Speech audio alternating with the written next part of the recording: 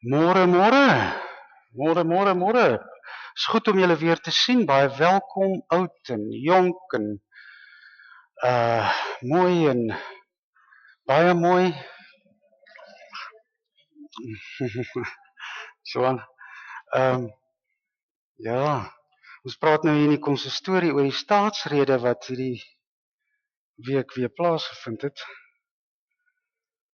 En ons dink aan die realiteit, né? Die realiteit en dit wat 'n mens hoor uit daai oord is heeltemal twee verskillende goed deelwalte, hè? Ongelooflik. Die probleem is nie dit nie, die probleem is ons sukkel om dit te verwerk.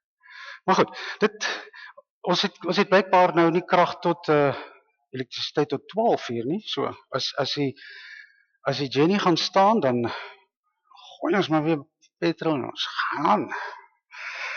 Welkom. Ek hoop die boodskap vanmôre is vir julle van waarde. Dis iets wat 'n mens oorkom onverwags en wat jou lewe ingrypend verander en ek wil 'n bietjie daaroor gesels. Maar miskien net voor dit, ek wil ook net vir julle dankie sê vir die mooi gemeentesang. Die afgelope paar Sondae boonbehalwe dat ons opkoms goed is die gemeentesang ook goed en dit lewer so bydra om die stemming te skep. Onthou, 'n erediens is 'n geheel ervaring. Dis nie net wat ek sê of die volgende, dis 'n gesamentlike interaktiewe aangeleentheid. Goed. Maar terug nou na ons tema vanmôre. Ons tema hou hiermee verband. En uit die hoofde van my werk en my amp kan ek vir jou nou sê, daar gaan nie 'n week verby waar ek nie interaksie het met iemand in ons gemeente wat nie daar kom nie. Skielik verander jou lewe. Nou goed, geen regdenkende mens beplan 'n roete wel wetende dat dit 'n doodloopstraat is nie, maar dit gebeur met mense. Ek wil hê jy moet my dan nou 'n guns doen. Ons gaan 'n stil gebed hê vroeg in die erediens en ek wil hê jy moet dink aan jou eie lewe. Jy moet vir my dink aan daai dag toe jy daar was.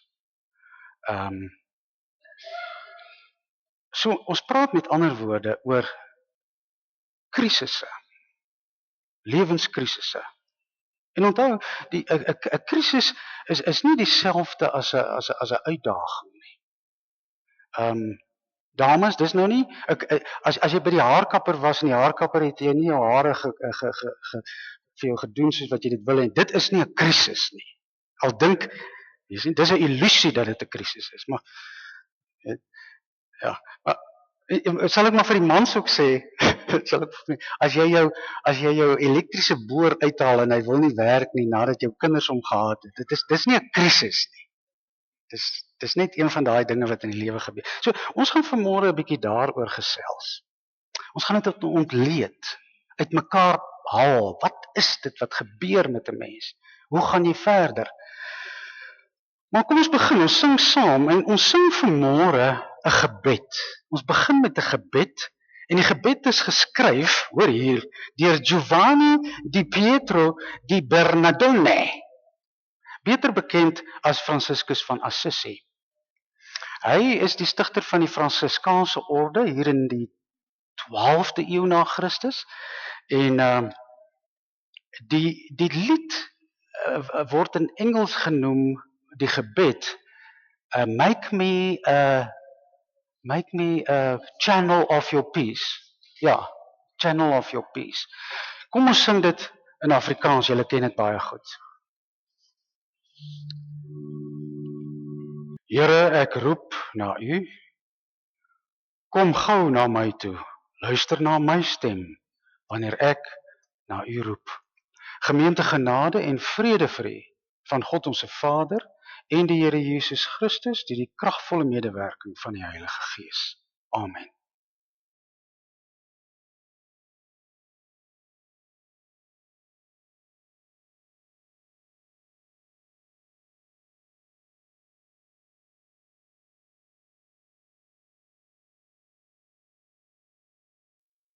Seën ons samesyn vandag, Here.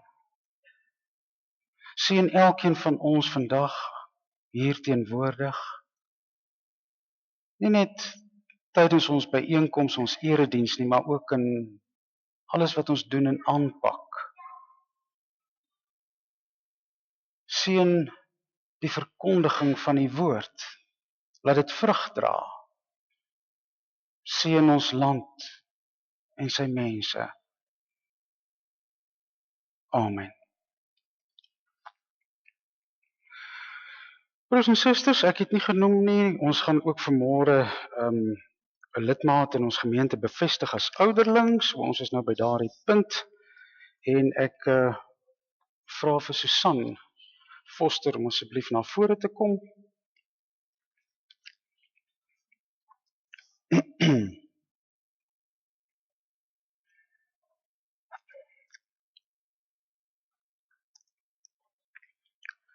Dankie Susan, hoe gaan dit vandag? Goed. Broers en susters, die amp, ouderlingsamp, is een van die 3 ampte in ons kerk, maar eintlik in alle protestante kerke. Een van die 3 ampte, leraar of dominee, en dan die ouderling en diaken. Sedert die reformatie, 16de eeu, is dit die enigste 3 ampte in die reformatoriese kerke. En saam vorm hierdie ampte die kerkraadsvergadering, wat die hoogste besluitnemende vergadering van 'n lokale gemeente is. Net vanaf wat die oorsprong van die amp aanbetref, die ouderlingsamp kom eintlik uit die Ou Testament uit.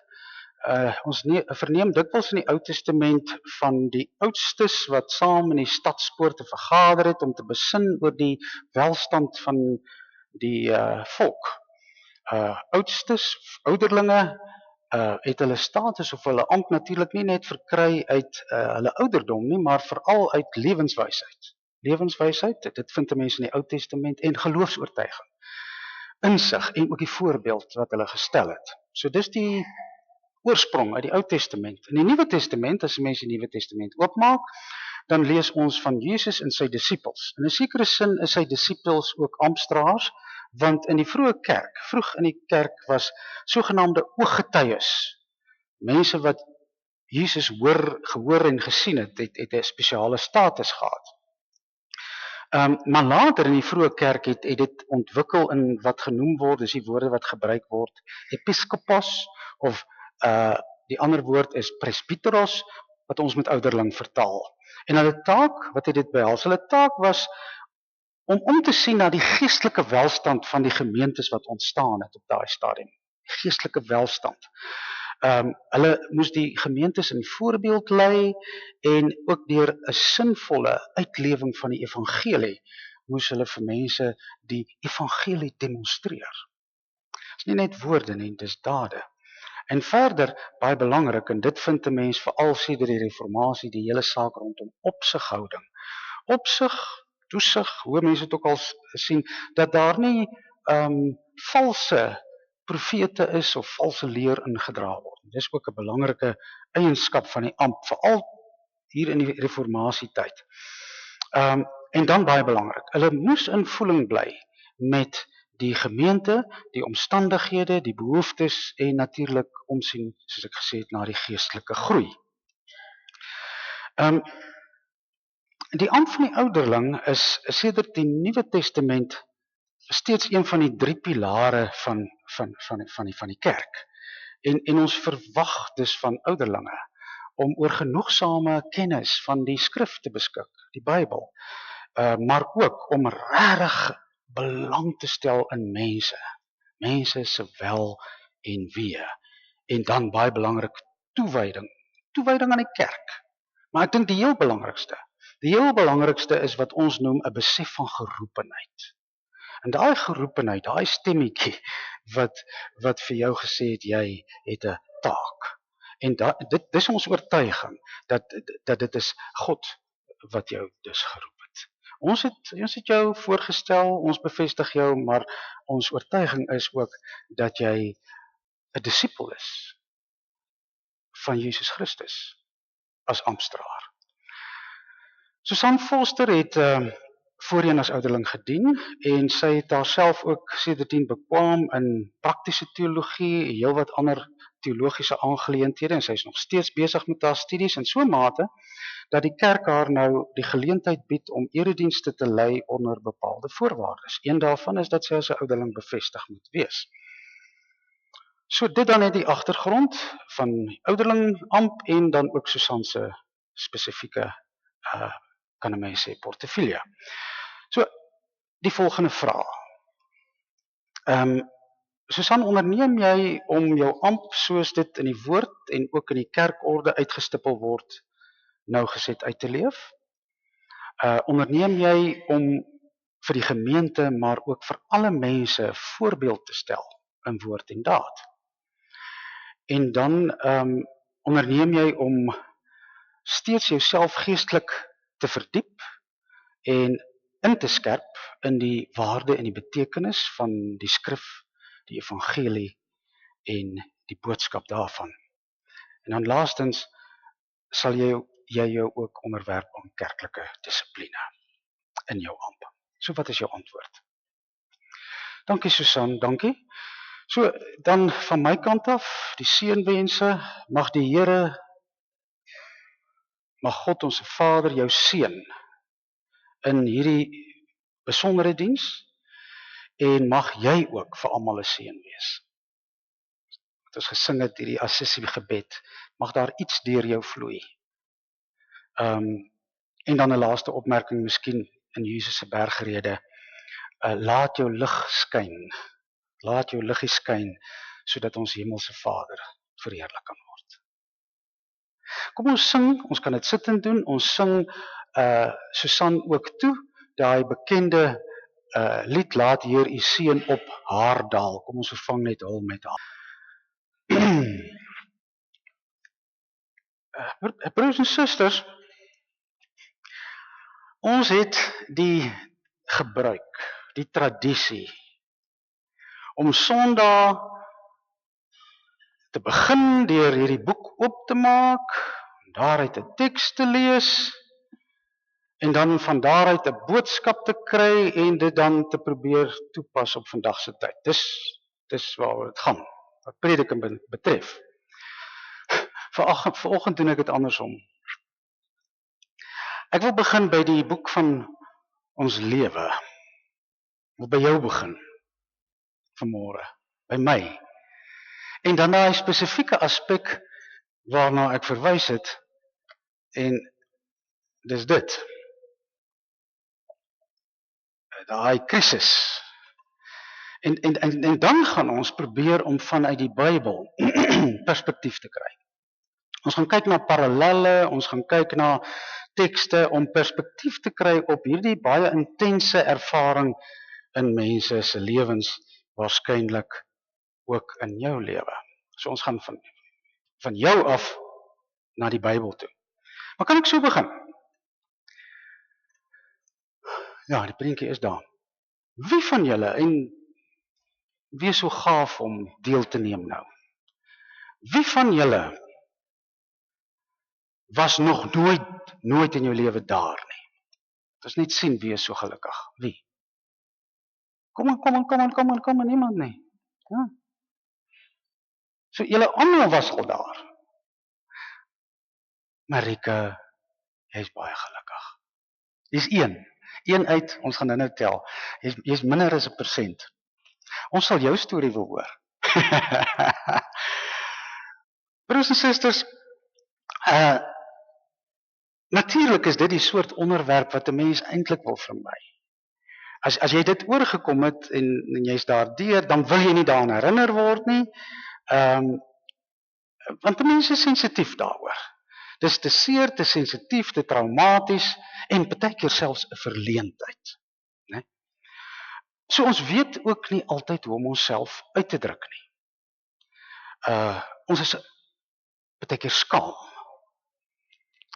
Hoe ons ook al hierdie saak hanteer, dit het 'n lewensveranderende en blywende effek op mense.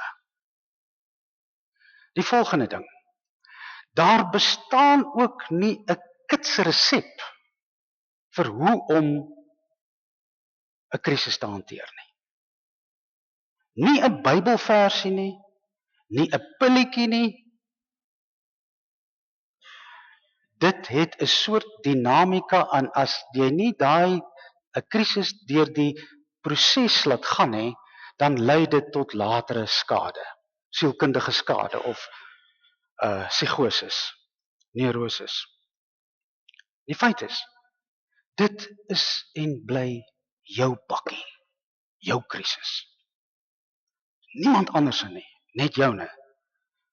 Dit beteken nou nie dat 'n mens nie oopstaan vir raad en advies en dat daar nie 'n ondersteuningsnetwerk is wat behoort in te skop nie. Dit alles ja, goed, maar niemand kan dit namens jou vat nie. Dis joune. En kan ek vir jou dit sê? Klink vreeslik. Maar ek dink ook nie God gaan dit namens jou doen nie. Hy gaan saam met jou dit doen. En daaroor praat ons nou. Jy verstaan wat ek bedoel? Dis jy en jou doodloopstraat. Amper soos wat Jesus ook sê in Markus 8, dis jy en jou kruis. En jy moet jou kruis opneem en hom volg. Maar goed, die Bybelskrywers was nie sielkundiges nie. Wel, daar kom baie sielkundige advies uit, maar hulle was nie professionele sielkundiges nie, hulle was nie professionele gedragswetenskaplikes nie. So kom ons probeer met vandag se bril hierdie hele aangeleentheid 'n bietjie uitmekaar uitpak. Ons haal dit uitmekaar. Wat gebeur? Wat gebeur in 'n mens se lewe? Kom ons probeer dit vir onsself uitmaak. Daardie oomblik wanneer jy daar stop. Wat gebeur? Hoe lyk jou gereedskapkas as jy daar stop? Want ek bly steeds van oortuiging dat geloof, jou grondwaardes, die omgang met die Bybel steeds 'n enorme bydrae kan lewer. Anders sou ek dit nie vanmôre met u hanteer het nie. So hoe werk 'n krisis? Wat gebeur? Ek dink die eerste aspek rondom 'n krisis lê daar. En ek wil dit nou vir u visueel demonstreer. Weet jy wat daar gebeur? Dit was 11 September 2001.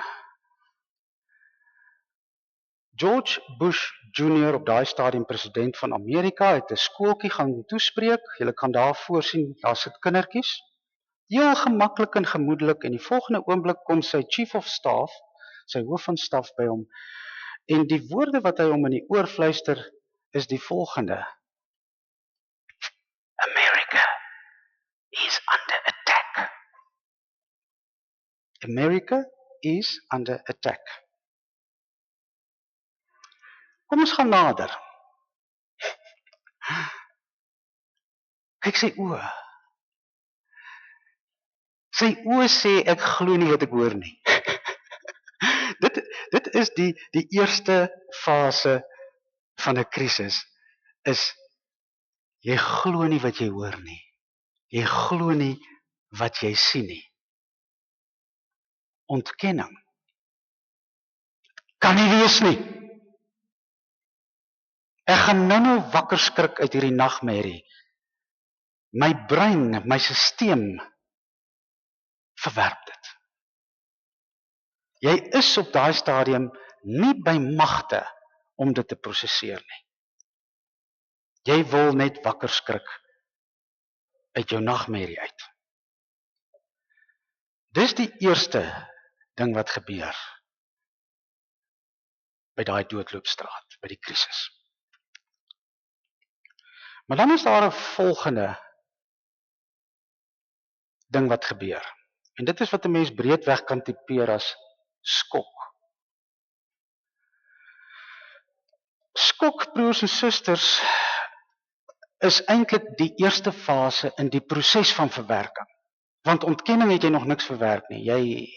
Jy weet nie wat om te maak met die inligting. Maar skok het een ding gebeur en dit is dat jou verwagting Dink nou aan die pad. Jy verwag die pad sal aangaan, maar dan is daar die teken dat die pad gesluit is. Jou verwagting en die realiteit is ver van mekaar af.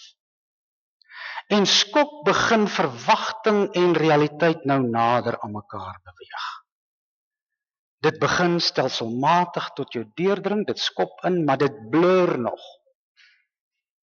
Jy het nie die vaagste idee hoe om dit te liaseer nie. Wat om met die data te doen nie. In bokskringe word daar gepraat van uit op jou voete. Dis waar jy is. Die lewe het jou 'n uitlophou gegee en al wat oorbly nou is 'n vorm van oorlewingsinstink. Jy is nie gereed om te filosofeer daaroor wat jy later sal doen nie. Jy kan ook nie lag daaroor nie. Jy kan nie eers huil daaroor nie. En dan? Wat volg dan? Die volgende fase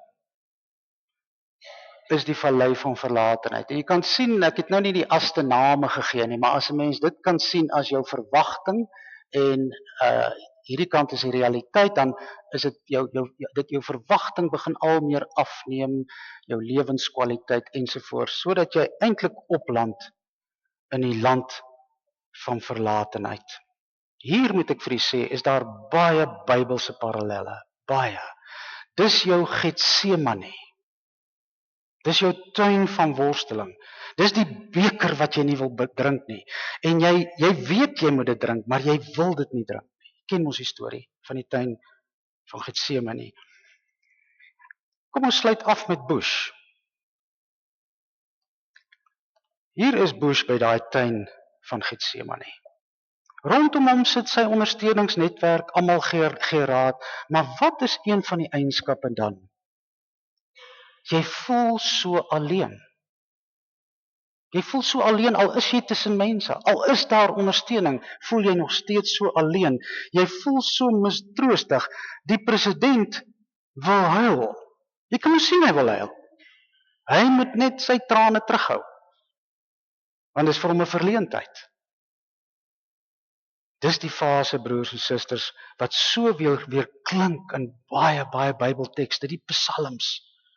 Die psalms, Psalm 23 wat begin met hierdie pragtige beeld van 'n skaap, wagter in groen weivelde. Die volgende beeld is die donker dal. Die donker dal. Dis hy daai. Dis die klaagliedere van Jeremia na die val van Jerusalem in 586 voor Christus. Sadness, diepe hartseer. Want nou begin jy besef, daai verwagting en die realiteit ontmoet nou. Maar jou verwagtingsboog het baie begin afbuig na die realiteit toe. Groot gedeeltes, broers en susters, in die Ou Testament is geskryf in hierdie vallei van verlatenheid. Trouwens, krisisse. En ek is besig om dit te hanteer met die Bybelstudiegroep, ons kyk na Jesaja. Krisisse, soos die val van Jerusalem in 586 voor Christus,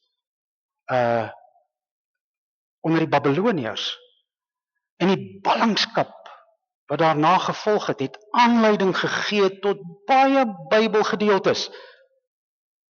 Ek het baie vinnig gaan tel, ek het net so gaan kyk, boeke, nie minder nie as 20 Ou Testamentiese boeke, worstel met hierdie ding van, hoe gemaak nou? Hoe gaan ek deur hierdie situasie kom? Esra, Nehemia, Ester, Psalms, Jesaja, Jeremia, klaagliedere van Jeremia, Esegiel, Daniël, Hosea, Amos, jy kan hulle noem. Dit is die reaksies uit die Ou Testament, ou stemme op doodloopstrate. Krisisse, kollektiewe krisisse. En dan, wie sal hom kan oorslaan? Job. En ek het pertinent nie begin deur uit Job te lees nie, maar ek wil vir julle 'n stukkie uit Job lees. Jy weet, wanneer Job voor daai padteken kom, En interessant genoeg, Job se poesie en prosa word beskou as van die beste prosa in die Ou Testament. Na aanleiding van dit wat met hom gebeur het. Hier is Job, hy het nou alles verloor. En dan begin hy. Hy's nou deur die fase van ontkenning, hy's deur skok, hy's nou in daai vallei van verlatenheid. En dan sê hy dit, en dis skreiend wat hy sê. Kom ek lees dit. Job 3. Daarna het Job sy mond oopgemaak en sy geboortedag vervloek. Oh my goodness. Hy het sy mond oopgemaak en hy het gesê, ek wil nie lewe nie. Job het toe begin praat en gesê, mag die dag waarop ek gebore is vergaan en die nag wat gesê het, 'n seun is verwek, daardie dag mag dit donker wees. Mag God daarbo nie daarna vra nie. Mag 'n ligglans nie daaroor skyn nie. Mag donker, ja stik donkerte dit opeis. Wat is hier besig om te gebeur in Job 3? Hy is in daai vallei van verlatenheid. Daar waar dit vir hom so pik donker is. Sy Getsemane. Die fase wanneer die volle impak van 'n krisis begin insink. Dis joune. Jy kan dit nie ontken nie. Jy kan dit nie ontkom nie. Jy kan dit nie verplaas nie. Onthou jy vir Steve Jobs, die entrepreneur wat Apple begin het, daai groot, een van die groot entrepreneurs, IT-entrepreneurs. En jy weet dat hy in die vleur van sy lewe, in sy 40's, is hy dood aan pankreaskanker. En wat so interessant is, jy weet, sy laaste toesprake, moet jy na gaan luister. Dit is ongelooflik. En in een van daai toesprake, ek dink dit is so te sê sy laaste een, sê hy sê die lekker ding van geld. As jy baie geld het, dan kan jy ander mense betaal om vir jou goed te doen. Jy hoef dit nie self te doen nie. Dis omtrent dit. Jy kan iemand betaal om jou huis skoon te maak, jy kan iemand betaal om dit, dat en dat te doen. Hy sê, maar jy kan nie iemand betaal om jou pankreaskanker vir jou te dra nie.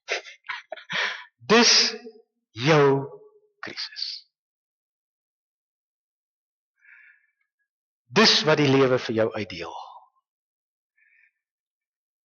Maar dan volg daar 'n volgende fase.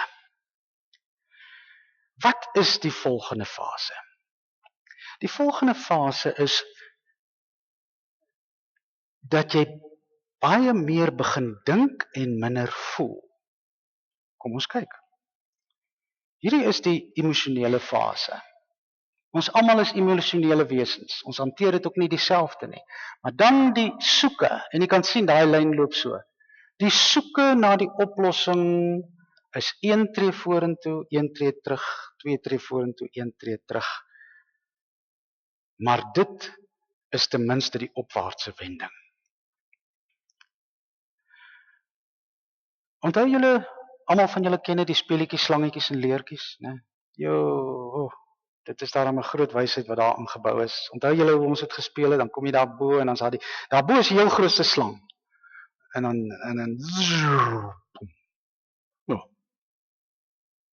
ja.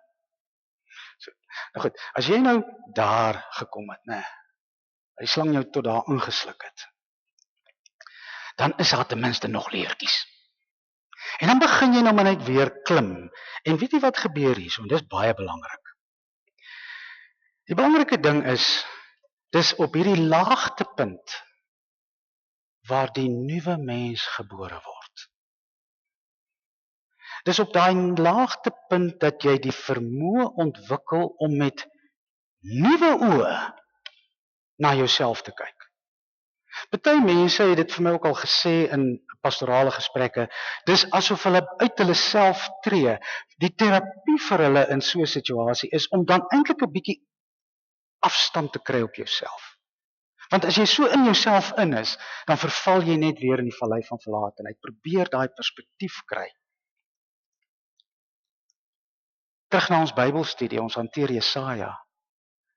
Jy weet, Jesaja begin in sy profesie met 'n pragtige beeld. Die Jesajas, die profete van daardie tyd, was eintlik die Hollywood regisseurs van vandag.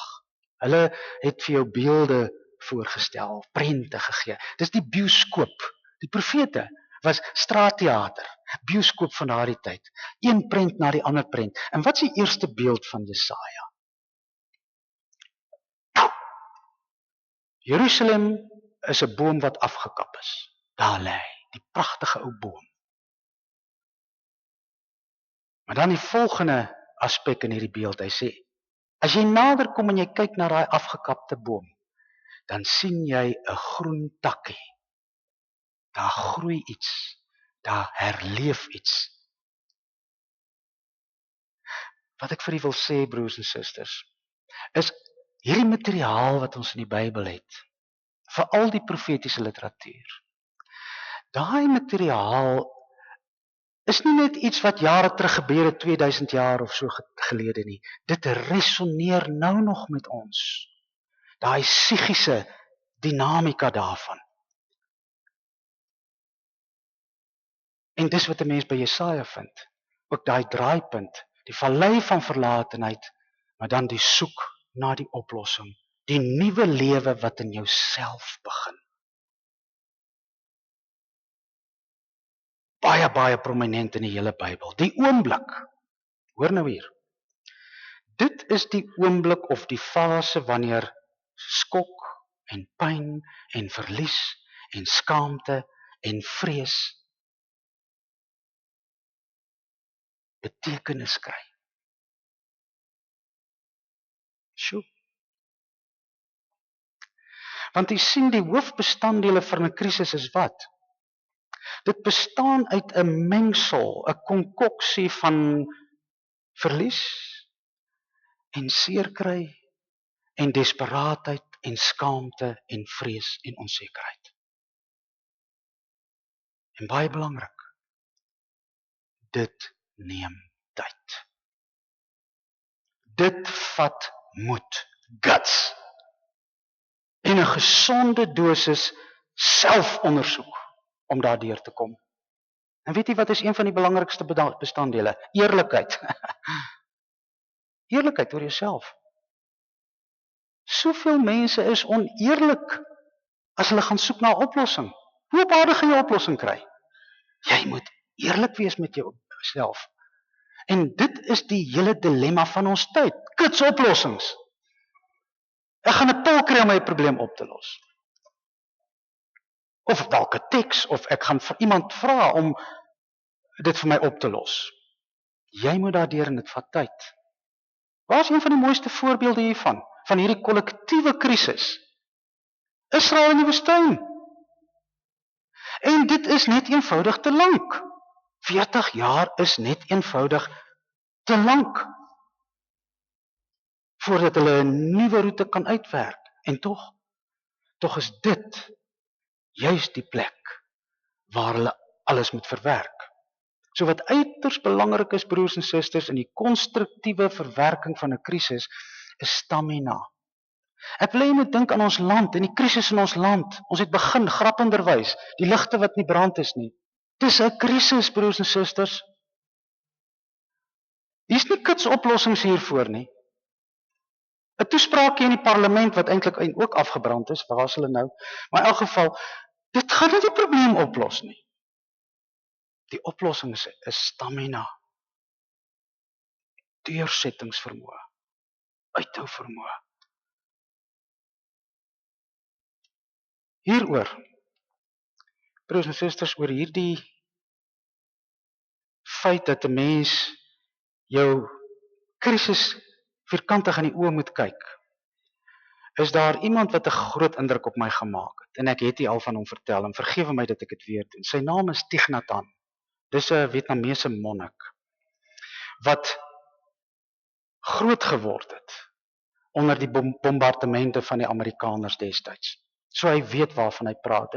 En sy hele lewensfilosofie word saamgevat in 'n boekie wat hy gepubliseer het voor sy dood met die titel A lotus grows from mud, not from marble floors. Jy sien, dis die punt.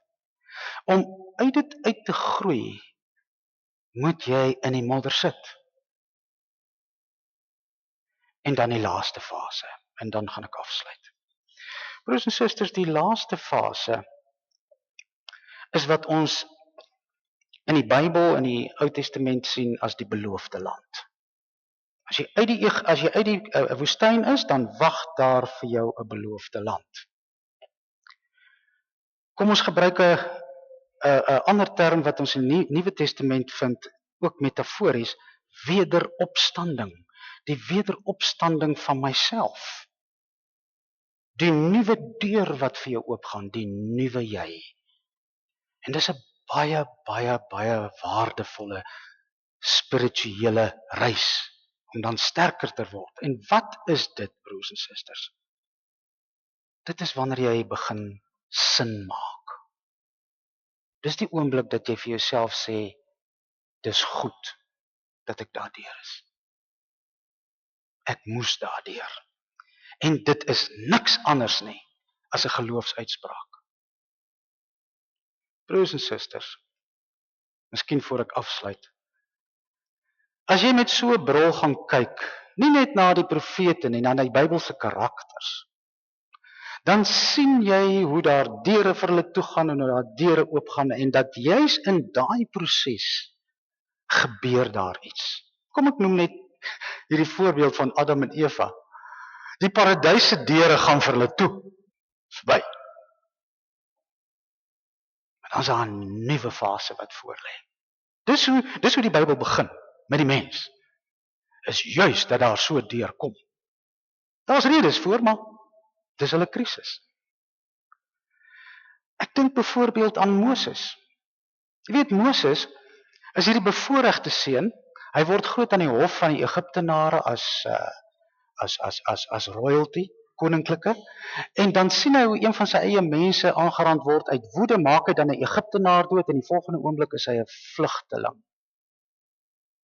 Oh my goodness. Van daar na daar. En dan is hy in hierdie woestyn, hierdie vallei van verlatenheid. En as hy so in die vallei van verlatenheid loop, dan sien hy 'n bos wat aanhou brand. Aha, daar gaan die deur oop. Daar werk God met hom. Daar tree God in. So wat sê ons vir mekaar? Dus juis die venster, die geleentheid waar jy God kan ontmoet vir wie hy is en vir wie jy is. Dan kan jy op. Jakob. Ek wil net nog 'n paar vinnig noem wat ek hier aangeteken het. Jy weet, Jakob het 'n familiekrisis. Hy het sy broer ingedoen. Nou staan daar duidelik, sy broer soek sy bloed, hy wil hom doodmaak. Nou vlug hy. Hy is die witbroodjie seun, vlugteling. Vallei van verlatenheid. En dan kom hy terug. En hy het hierdie krisis. Hy kom terug en met sy broer in die oë kyk en dan gaan hy deur die Jabokdrif. En daai Jabokdrif, daar kom die oplossing. Daar ontmoet hy vir Jahwe en homself. En daar kry hy 'n nuwe naam, kry hy 'n nuwe lewe. Josef, oh my goodness. Josef, doodloopstrate een na die ander. Ook witbroodjie, die volgende oomblik in 'n put, die volgende oomblik slaaf, die volgende oomblik tronkvoël. Krisis op krisis op krisis. Maar dit is wat hom die onderkoning van Egipte maak. Ensovoorts, ensovoorts. Die laaste fase is wanneer jy begin terugkyk.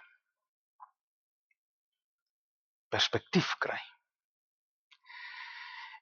En jy doen dit, ek en jy, nie almal nie, maar ek en jy, doen dit met 'n geloofsbril.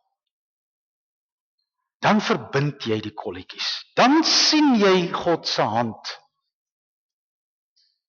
in jou toedeure en hoe hy hulle vir jou oopmaak. Een van die beste voorbeelde, maak klaar. Een van die beste voorbeelde in die moderne tyd is Viktor Frankl wat Duitse konsentrasiekampe oorleef het. Wat sê Viktor Frankl teenoor Freud? Freud het natuurlik gesê, en ek het baie Freud gelees, Freud wat sê dat een van die grootste drywer van Homo sapiens is the principle of pleasure, né? Daaroor kan 'n mens baie praat. Frankl sê nee, een van die grootste drywers is die soeke na sin en betekenis in jou lewe. En hy sê dit is wat hom deur 'n konsentrasiekamp kon vat nadat hy van alles gestroop is. Betekenis.